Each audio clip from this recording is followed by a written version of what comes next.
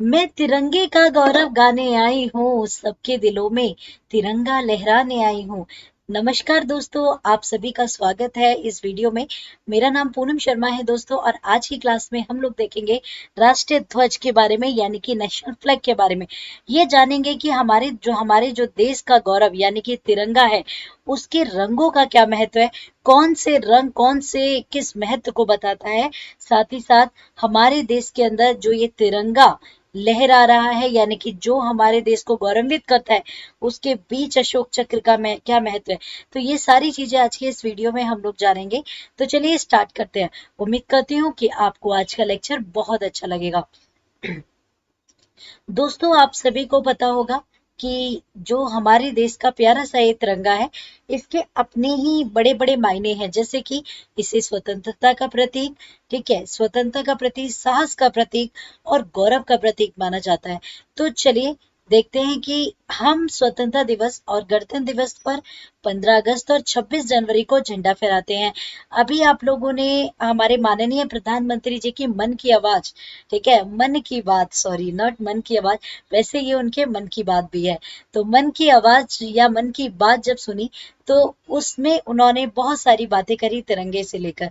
तो चलिए आज हम इस क्लास में ये भी जानेंगे कि उन्होंने तिरंगे को लेकर क्या क्या बातें करी हैं। तो दोस्तों, भारत का जो ध्वज है उसके रंगों का क्या महत्व है। तो सबसे पहले हम जानते हैं इसके रंगों का क्या महत्व है। केसरी रंग, यानी कि जो शीर्ष पे आपको केसरी रंग दिखाई पड़ रहा होगा, है ना, ये जो केसरी रंग है, ये अगर मैं यहाँ पे बात करूं, तो केसरी रंग वीरता का प्रतीक है और शक्ति और साहस का प्रतीक है। ठीक है, केसरी रंग वीरता और शक्ति साहस का प्रतीक मानी जाती है। उसी के साथ साथ सफेद रंग सच्चाई और शांति का प्रतिनिधित्व करते हैं। साथ ही साथ हरा रंग हमारे देश की समृद्ध भूमि को दिखाते हैं कि हमारा देश समृद्ध है, परिपूर्ण है। ठीक है, उर्वरकता और वृद्धि की शुभता को दिखाता है हरा रंग। और बीच में जो आप ये अशोक चक्र देखते हैं, ये प्रगति और कानून के पहियों का प्रतिनिधित्व करता है।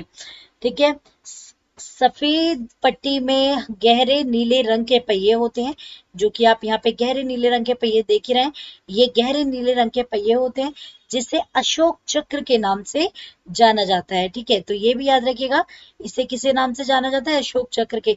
इसमें टोटल जो तिल्लियां होती हैं, ये होती हैं तिल्लियां, है ना, ये टोटल 24 तिल्लियां होती हैं जो समान दूरी पर होती हैं। ठीक है, तो 24 तिल्लियां होंगी जो समान दूरी पे होंगी। उसी के साथ साथ राष्ट्रपति, जो हमारे देश के दूसरे नंबर के राष्ट्रपति रह चुके हैं, एस कृष्णन, ठीक है, राधा कृष्णन, उन्होंने कहा था कि पहिया कानून और धर्म का प्रतिनिधित्व करता है।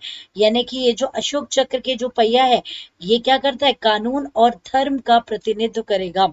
साथ ही साथ मेरे प्यारे बच्चों, हमारे देश के जो राष्ट्रीय फ्लैग है, यानी कि हमारे देश का प्यारा सा झंडा जो है, इसके रंगों के साथ साथ इसका अपना एक इतिहास भी है।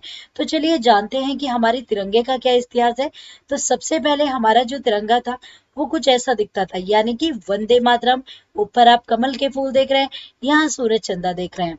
तो दोस्तों, पहली बार जो ध्वज लहराया गया था, वो कोलकाता के पारसी बगान में स्क्वायर वॉर में, यानी कि आपका ग्रीन पार्क में लहराया गया था 1906 के अंदर।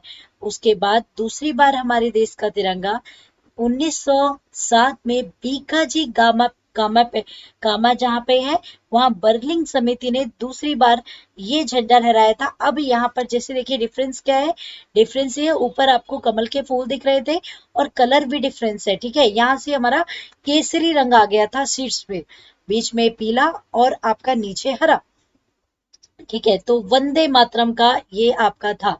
अगली जब नेक्स्ट हमारा तीसरा जो झंडा था, 1917 में होम रूल आंदोलन के दौरान इस्तेमाल किए जाने वाला तीसरा झंडा था। इसे होम रूल आंदोलन के दौरान डॉक्टर एनी बेसेंट और लोकमान्य तिलक ने आपका लहराया था। तो ये हमारा तीसरे नंबर का। पहली बार कब लहराया गया, पहली बार 1906 में, फिर 1907 में बीकाजी कामा पे, और 1900 आपका 17 में लहराया जाने वाला तीसरा झंडा था आपका होम रूल आंदोलन के दौरान जो लहराया गया, वो एनी बेसेंट और लोकमान्य तिलक जी ने लहराया। इसके बाद आपका आते हैं हमारे प्यारे से गांधी जी, हमारे बहुत ही ज्यादा आदरणीय गांधी जी। ठीक है, तो झंडे को अनौपचारिक रूप से 1921 में लहराया गया।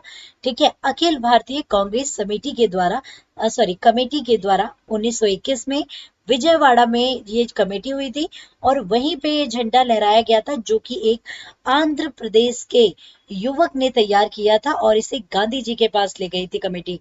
साथ ही साथ इसके बाद हमारा हमारा 5वें नंबर पे झंडा 1931 में लहराया गया। यह झंडा भारतीय राष्ट्रीय सेना का युद्ध चिन्ह माना भी जाता है। ठीक है, 1931 में लहराया गया और इसे राष्ट्रीय सेना का युद्ध चिन्ह भी कहा जाता था। ठीक है, इसी के साथ साथ फाइनली जब इतने सारे झंडे आ गए, अब आता है हमारे देश का स्वतंत्र। ठीक है, एकदम हमें ऑफिशियली जो झंडा मिला वो आपका 22 जुलाई 1947 को संविधान सभा ने स्वतंत्र भारत के राष्ट्रीय ध्वज के रूप में निम्नलिखित झंडे को अपनाए। ये आप झंडा देख ही रहे हैं। ठीक है, ये झंडा हमारा भारत का राष्ट्रीय ध्वज तिरंगा है, जिसे 22 जुलाई 1947 को हुई भारत की संविधान सभा की बैठक के दौरान अपनाया गया था। तो ये जो संविधान सभा हुई थी 22 जुलाई 1947 को, इसे अपनाया गया था भारत के अंदर। साथ ही साथ इसमें कुछ चेंजेस भी हुए हैं, जैसे कि वर्ष 2002 में इसे संशोधित किया गया था और ये कहा गया कि सभी भारतीयों को तिरंगा लहराने की अनुमति दी गई। साथ ही साथ इसके बाद आप भी कहीं भी तिरंगा लहरा सकते हैं, यानी कि 2002 में हम लोगों को एक ऑफिशियल परमिशन मिली कि पहले जो तिरंगा लहराया जाता था वो हमारे मतलब जो ऑफिशियल्स होते थे उनके द्वारा लहराया जाता था, पर अब हर भारतीय तिरंगा गर्व से लहरा सकता था आफ्टर 2002 के बाद। उसी के साथ साथ हमारे देश के तिरंगे का जो डिजाइन सिलेक्ट किया था वो दिशा निर्देशों के तहत बनाया गया है, और यह एक कृषक द्वारा डिजाइन किया गया, यानी कि एग्रीकल्चरिस्ट के द्वारा, जिनका नाम था पिंगली वेंकैया, जो कि एक स्वतंत्रता सेनानी भी थे।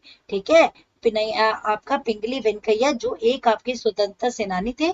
ठीक है, और ये उनकी फोटो है जो आप देख रहे हैं।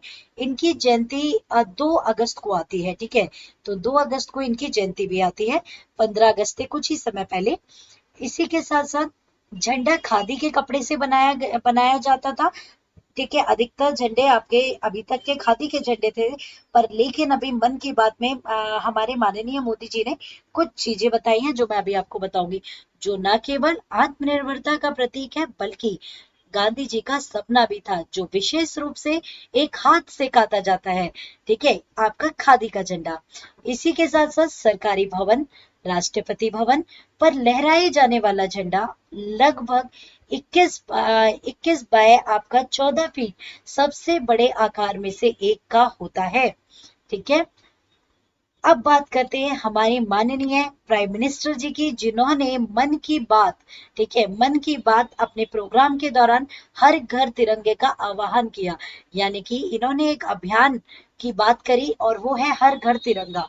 हर घर तिरंगे के तहत इन्होंने कहा कि अभी सभी लोगों को तिरंगा अपने इस 15 अगस्त को, यानी कि आजादी के इस अमृत महोत्सव को, 75 साल हम आजादी का अमृत महोत्सव बना रहे हैं, इस मौके पर हर घर में तिरंगा लहराना चाहिए। या ठीक है, जरूरी भी है ये। ठीक है, तो उसी के साथ साथ उन्होंने बोला 2 अगस्त को पिंगली वेंकैया जी की जयंती पर, ठीक है, मोबाइल और लैपटॉप्स या अपनी इलेक्ट्रॉनिक डिवाइस के आप प्रोफाइल पर, ठीक है, 2 अगस्त से लेकर 15 अगस्त तक तिरंगे की इमेज को लगाएं अपने डेस्कटॉप पिक्चर पर। ठीक है, तो ये आपका रिक्वेस्ट करी, एक तरह से आह्वान किया है, और इस अभियान की शुरुआत करी आपका 2 अगस्त पिंगली वेंकैया जी के जयंती से।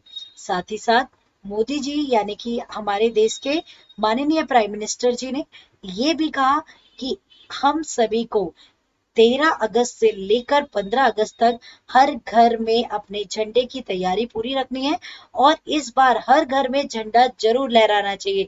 तो सबसे प्यारा भारत हमारा। तो दोस्तों ये कंप्लीट एक वीडियो है जो कि आपको हमारे देश के तिरंगे के बारे में जानकारी देती है और हम सभी को गौरव से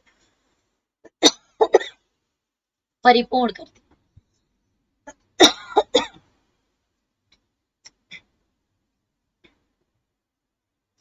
गौरव से परिपूर्ण करती है। तो उम्मीद करती हूँ आपको ये वीडियो बहुत अच्छा लगा होगा। तो गाइस यहाँ पर ही हम अपने वीडियो को रोकेंगे और मिलेंगे आपसे अगली क्लास में। तो उम्मीद करती हूँ आपको ये वीडियो बहुत अच्छा लगा होगा। Thank you so much.